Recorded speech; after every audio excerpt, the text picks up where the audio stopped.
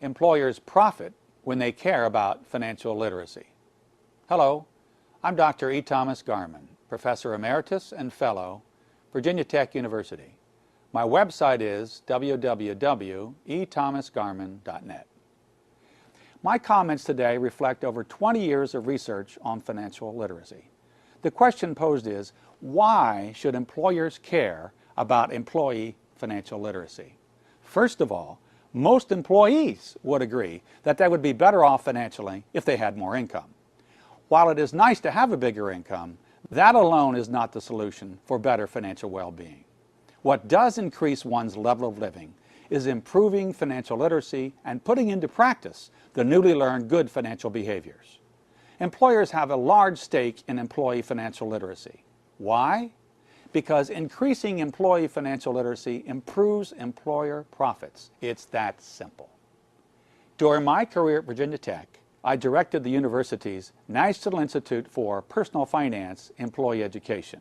There, a collection of scholars conducted breakthrough research on the negative cost to employers for the poor financial well-being of employees.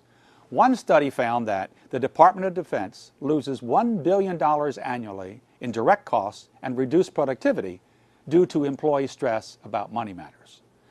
Examples of direct costs are absenteeism, short-term disability, turnover, wage garnishments, and accidents.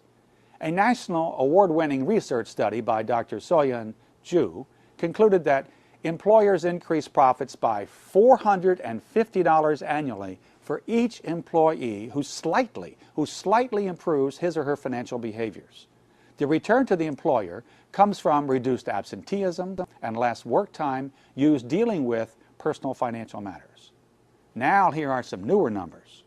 Employees who are stressed about their personal finances, who are not making good money management and credit management decisions, and who have not wisely selected among employer-provided benefits, cost their employers between $450 and $2,100 annually. This is wasted employer money, and $500 of the larger amount is cash money on the table, employer dollars that need not be given in FICA taxes to the federal government. Financially literate employees practice good financial behaviors. They save and invest within their employer's 401k plan at a level sufficient to anticipate a comfortable retirement. Where appropriate for their situations, they sign up for health care and dependent care reimbursement plans. And when given a choice in health care plans, they select one that best suits their personal situation, that often is not the most expensive for their employers. Importantly, financially literate employees typically enjoy better health. So, how many employees are we talking about? A national group of academic researchers and business experts recently measured the extent of financial distress in the workplace. The conclusion? 30 million workers in America, 1 in 4, are seriously financially distressed and dissatisfied with their personal financial situations. These employees are unhappy with their finances, and they worry about money, debt, and bills. They worry about having enough money to live on once they retire. They often lack confidence about their abilities to manage personal finances. Many do not even have hope that they might one day be able to catch up financially. People at all income levels experience distress about financial matters. And it may not be just 25% of your employees who are stressed about money.